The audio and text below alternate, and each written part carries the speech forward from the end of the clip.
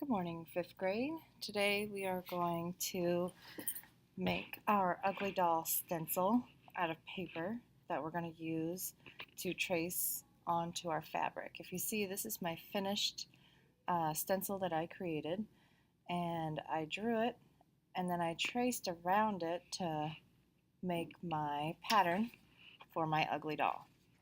I'm going to show you how to do that on a piece of free draw paper. So once you get done, we're going to add all of the extra features too, just so you have a plan of what you're going to add onto your ugly doll as far as facial features. So here is my blank piece of paper.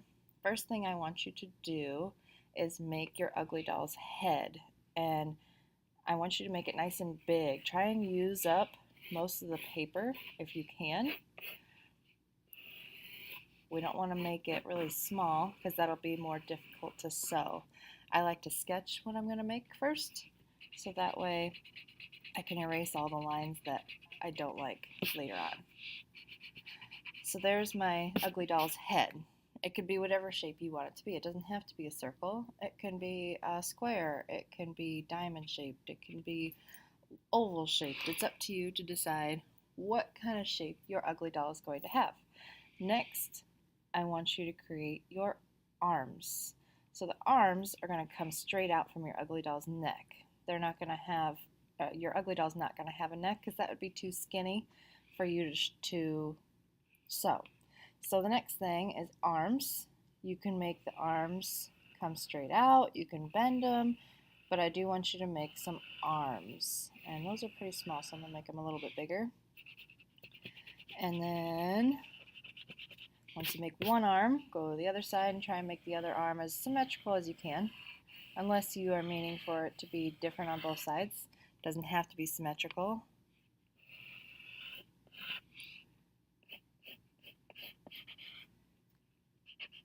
Once you make the arms, I like to make the legs go straight down.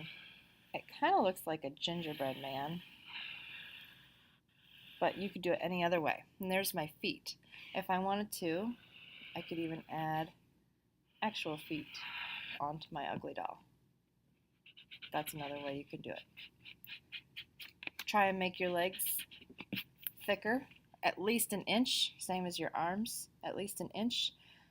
That way they're easier to sew and stuff, because remember, you have to get stuffing inside those arms. Once you get your figure drawn, then you start to draw the facial features. So on my other guy, I had a cyclops. This one, I'm going to do two eyes.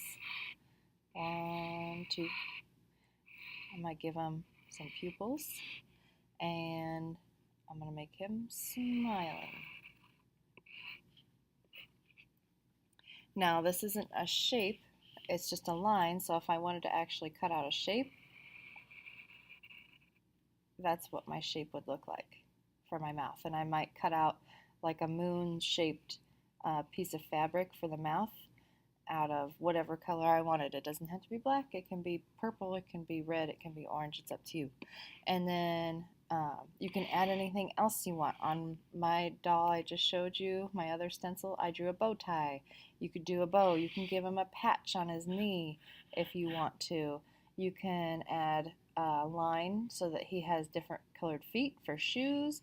You can add a bow on his head. You can add anything you want to your ugly doll that you would like. Right now, he's got a smooth head. I'm going to add some ears.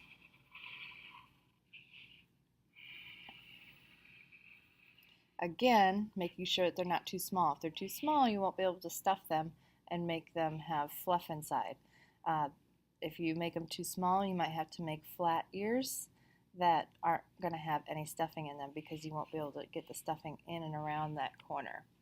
But once you have your ugly doll drawn and it's approved by the teacher, me, then you can cut it out.